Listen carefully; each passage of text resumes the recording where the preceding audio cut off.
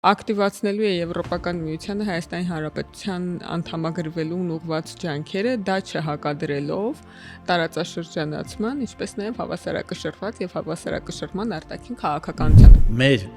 լինելը կամ չլինելը այդ գնացքի մեջ փոխում է գնացքի եւ արագությունը, եւ մոբիլությունը, եւ ընթացքը։ Մենք կոնֆլիկտով ԵՄ-ում կարող ենք լինել, թե չենք կարող լինել։ Տարածաշրջանացումը